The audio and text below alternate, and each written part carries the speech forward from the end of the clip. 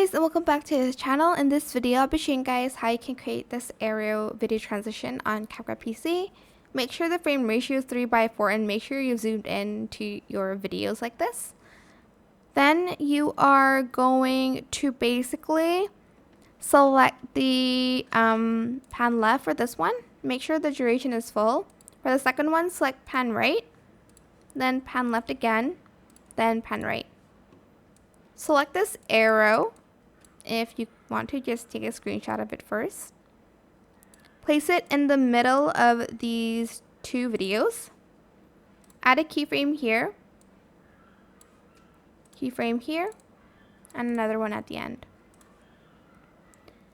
And like on the left one, go to the position and type in -2200 on the x-axis, as well as here 2200. Press enter. Don't forget to go to blend mode and select screen, of course, to delete that background. Forgot to mention that. Right click, show keyframe animation. And then you're going to select, let me just adjust it. Select the keyframe on the right, select graphs, and select ease out 2.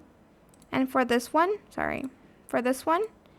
you're going to select ease in 1. You're going to select hide keyframe animation after that.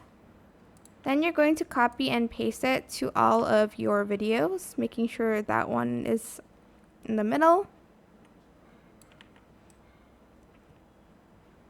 Like so. And that is it. I hope it was helpful for you guys. Don't forget to like, comment, share. Also subscribe to this channel if you haven't done that already. If you have any more questions, just leave it in the comment section down below. I'll try my best to answer them all for you guys. And if you found this video helpful, please click the thanks button as well. That is it for this video. Thank you so much for watching. Bye.